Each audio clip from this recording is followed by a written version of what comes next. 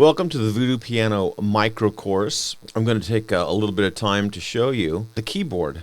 And maybe by the end of this, we'll be able to do 2 or 3 songs, okay? There are several ways to learn to play the piano. There's the just sit down at it and start banging on it and trying to figure it out. There's the formal taking lessons.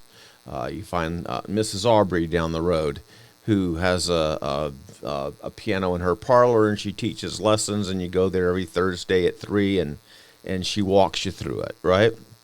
Teaches the keys and the chords and the notes and the scales and the arpeggios and how to read music, and you just follow that standard classic path, which I think is a lovely way to do it, by the way. And I'm not knocking that at all. Excuse me as I take a hit off my hillbilly martini glass. And then the third way is you just have a friend who shows you.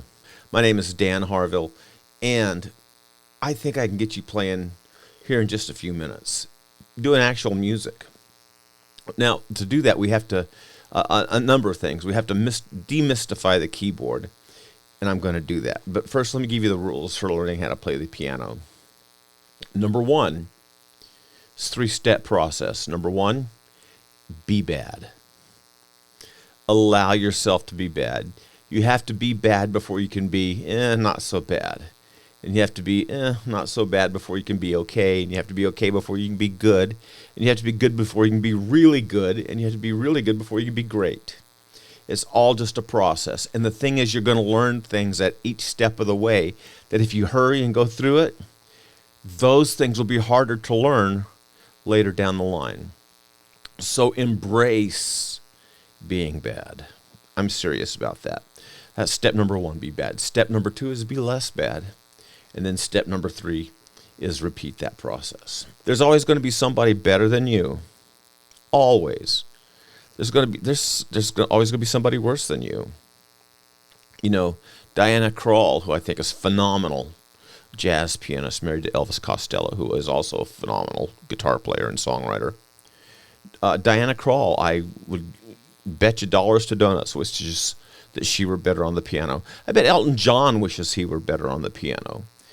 Beethoven, Mozart, Schubert, Debussy, all those people wish that they had been better. Because you can always see where you can always see further from where you are, and you always say, I wish I was better. It hits all of us. So enjoy where you are, enjoy the process to get there. Let's talk about talent. Talent is overrated. The theme for my whole Voodoo piano series is no talent, no problem. Talent starts you out quickly, but the advantage gained by having some innate ability to do something is quickly eclipsed by people who learn the actual steps and practice. So even though you may or may not have any talent, the important thing is you take the steps and you play a little bit every day. I like to say 2 minutes a day. That's all I ask, 2 minutes a day.